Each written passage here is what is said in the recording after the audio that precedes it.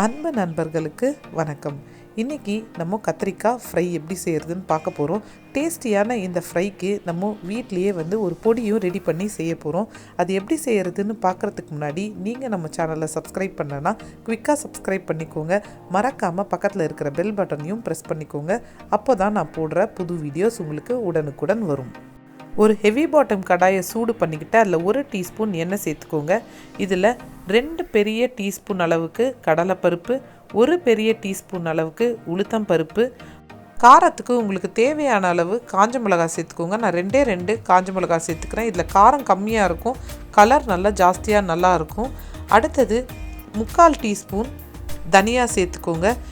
நம்ம சேர்த்துருக்கிற பருப்பு எல்லாம் பொன்னிறம் மாற வரைக்கும் நல்லா வறுத்து எடுத்துக்கோங்க. இதை நான் கம்ப்ளீட்டாக லோ ஃப்ளேமில் வச்சு தான் பண்ணுறேன்.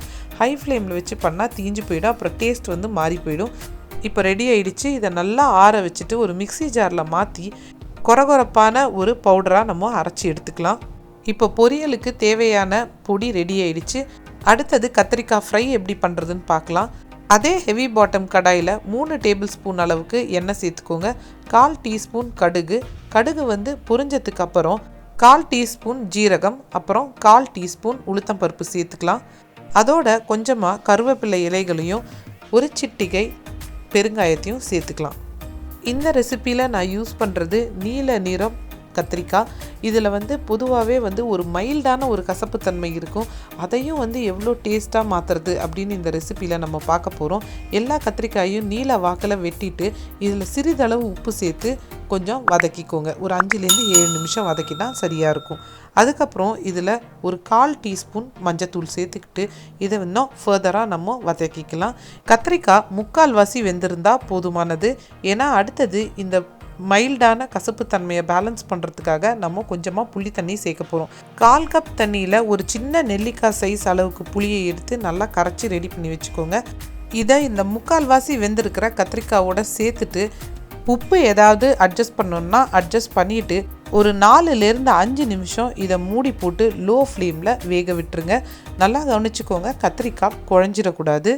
நான் ரெடி பண்ணியிருக்கிற பொடி கரெக்டாக இந்த கத்திரிக்காய், அதாவது 6 கத்திரிக்காய்க்கு சரியான அளவாக இருந்துச்சு. நீங்கள் அதிக அளவில் கத்திரிக்காய் யூஸ் பண்ணுறீங்கன்னா நீங்கள் அதுக்கேற்ற மாதிரி நீங்கள் பொடியோட குவான்டிட்டியை அட்ஜஸ்ட் பண்ணிக்கோங்க.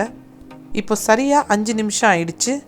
கத்திரிக்காய் நல்லா அந்த புளியெல்லாம் நல்லா உறிஞ்சிக்கிட்டு நல்லா சூப்பர் சாஃப்டாக ஜூஸியாக ஆயிடுச்சு, நல்லாவும் வெந்துருச்சு. இப்போ நம்ம ரெடி பண்ணியிருக்கிற பொடியை ஃபுல்லாகவே சேர்த்துக்கலாம். இந்த பொடி நல்லா இந்த கத்திரிக்காயில் கோட்டார அளவுக்கு நல்லா மிக்ஸ் பண்ணிக்கோங்க. மிக்ஸ் பண்ணிவிட்டு இதில் 1 டேபிள் ஸ்பூன் அளவுக்கு எண்ணெய் சேர்த்துட்டு நல்லா கலந்து விட்டுட்டு இதை 1 நிமிஷம் மூடி போட்டு வச்சுருங்க.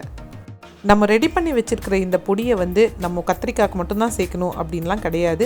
நீங்கள் எந்த மாதிரி காய்கறி செஞ்சாலும் அதுக்கு நீங்கள் சேர்த்துக்கலாம். நீங்கள் முட்டைகோஸ் செய்கிறீங்க அப்படின்னா முட்டைகோஸ் வெந்ததுக்கப்புறம் இந்த பொடியை சேர்த்துட்டு கொஞ்சமாக திருவிய தேங்காய் சேர்த்திங்கன்னா சூப்பராக இருக்கும்.